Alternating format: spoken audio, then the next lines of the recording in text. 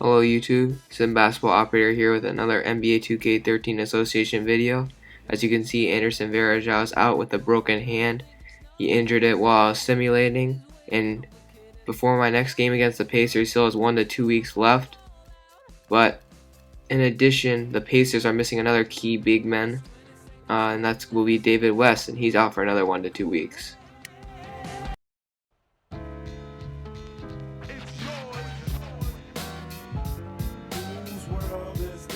The world is yours. The world is yours. It's mine, it's mine.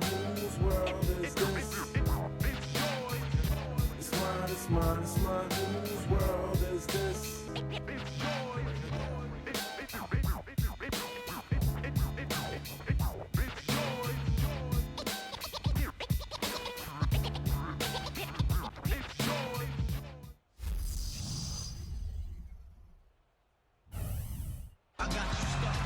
On the road and hungry for a win against an Eastern Conference rival, the Indiana Pacers are ready to go. Bringing you some fun on a Monday night, it's the NBA on 2K Sports. Kevin Harlan here along with Clark Kellogg and Steve Kerr.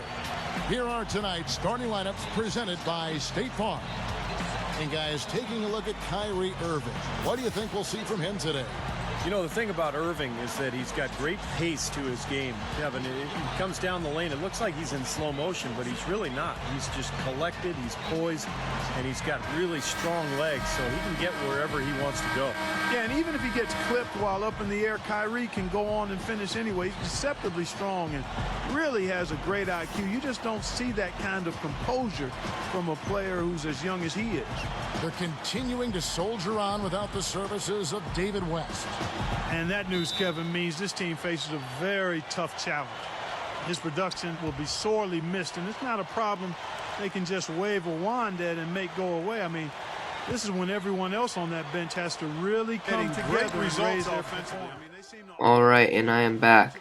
But to be honest with you, I think us missing Anderson Varejao will have a greater effect than David West being missed on the Pacers. But as you can see, Tyler Zeller showing a great distribution ability from the center position, feeding Alonzo G for the dunk. And as you can see here, I'm taking a dumb shot with Dion Waiters. He misses that. George Hill running the break, and he's going to find Gerald Green as he cocks it back and just posterizes Kyrie right there. The Pacers really get out on the fast break. They have the perfect alignment to do it. And they're running a lineup where they start Gerald Green at the 2, Paul George at the 3, and Danny Granger at the 4. Essentially 3 guys that can shoot, dunk, finish, and all that sorts of thing. And because of our lack of big man, we can't capitalize on that Danny Granger mismatch at the power forward position. As you can see, George Hill's finding things easy. But this game looks to be very low scoring as of right now. I'm going to fast forward after a timeout. And sometimes we have these quarters and minutes of the game where we just cannot find our rhythm. But I'm feeding Luke Walton for the mid-range jumper, and that's money. We all know it. Now they need a timeout because they're just like, Luke Walton with the jumper? What? It's impossible. But here I'm running a different floppy play than the one I usually run. And this is for CJ Miles, of course. Running off 1, bumping, running, shot clock winding down, perfect screen from Caspi, and CJ Miles will knock that down. And he's shooting 100% from the field. But outside of his hot start, everyone seemed to have a really poor start to the game, including my 2 big offensive weapons, and Kyrie and Dion, and oh my goodness, Gerald Green's lifting off again. They might as well call it the Gerald Green cam, the Sprite Slam cam or whatever they call it is now. He gets 85 on the dunk intensity meter. And yeah, they've blown a lead to 13 here in the second quarter. They really used that run at the end of the first. But Dion Waiters just too wide open to miss that jumper. But here come the Pacers. Running right back, and I'm just falling asleep as they lob it up to Paul George, their other athletic wing. And of course he's going to finish it. And I really got to work on my off-ball defense. Dion Waiters playing primary ball handler. I missed Thompson, and then that leads to G getting his stuff swatted, and even George Hill's getting on the action with that dunk, getting a replay of his own perfect bounce pass from Gerald Green. And yeah, poor offense leads to easy transition buckets. So I failed to capitalize on an isolation against Roy Hibbert with Kyrie, and that's going to lead to another Pacers fast break, but CJ Miles says no, I'm through with these transition buckets. He even just kind of denied his, I don't know what to say about that. He did something after that block. Here come the Pacers. Orlando Johnson finding Danny Granger. I am 100% shocked that he did not make that. But anyhow, they have a 20-point lead, so they don't necessarily need it.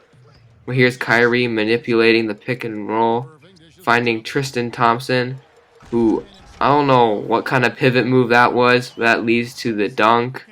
That looks a lot like a travel, but hey, I'll take it.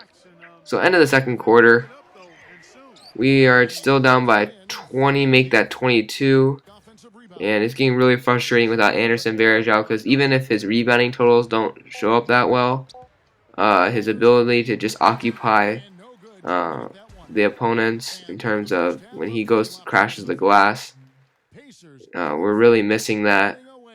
As you can see, he's just in his warm-up suit right there. And so yeah, we got a lot of ground to make up. We haven't even eclipsed 40 points in the first half. And now in the third quarter, score 65-41. Here's Kyrie getting the ball. Gonna have to take a bad shot. He did not have that great of a game today. But here's Tyler Zeller doing his best Varejao Wild Thing impression with that 75 dunk intensity meter dunk on the putback. And he's gonna make this free throw. So we're still down by 21. Pick and roll with Zeller, but this is again an Irving struggle. Paul George plays perfect help defense, and that leads to a Gerald Green run out, and he just like brings that ball back to his ankles on that one. Just cocks it back so far, so much athleticism. I think he's a legitimate shot to win the slam dunk contest this year, and he's my pick. And here we go, running a play, screen for Irving, and he's going to get the easy layup right there. But we're still down by 21. Now by 17, DJ Augustine has his shot altered, Pendergraph can't finish, and we're running with the backups here, finding Miles, who's going to lob it up to Dion, but he does the smart thing and brings it down and puts it back up. Now we're only down by 15, getting a little bit of ground here. We're only down by 8. And what's a Cavaliers Association video without a perfect pick and pop with John Lure? His jumper is just so nice. And it just really helped because he can spread the floor. Especially since we don't have that great of inside presence, we might as well just open up space for our drivers. But here, weird kick out by DJ Augustine to Tyler Hansbrough to end the third quarter. And we play some good defense, and we're actually only down by 6. We had a very good comeback third quarter and are poised to make a run in the fourth. We got the home court advantage, and the momentum's on our side now.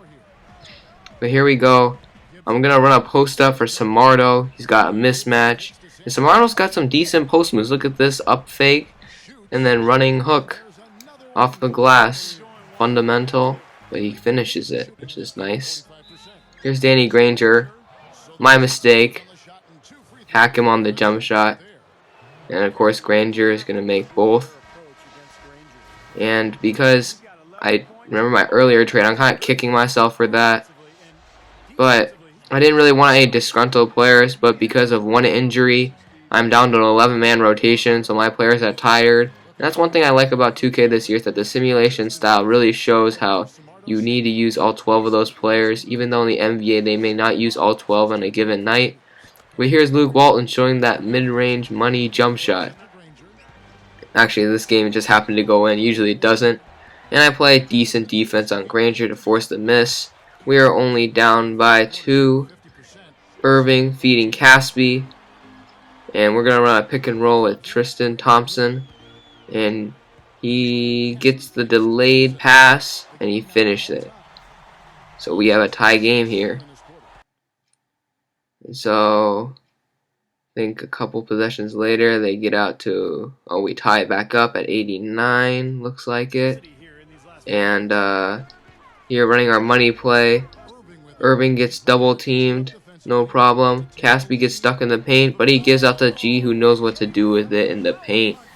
And he's going to get that monster stuff to spark a run. This is where we begin to try to get some separation from the Pacers. And we get the crowd hyped as well. That's what G's good for. So here Miles snatches that rebound. Irving pushing off on George Hill, gets into the paint like he always does, but he's going to kick it out to Caspi. Great ball movement, and when Alonzo G hits a three-pointer, the other team is lost. We have a 7-point lead, massive comeback by this young team. It's great to see, and they need a timeout. So here they have a 6-point deficit, and they got a mismatch that I'm going to try to take advantage of this time, and Irving does. And that's just going to put the icing on the cake, folks. We win by 8. Great comeback victory. Great experience for this young team.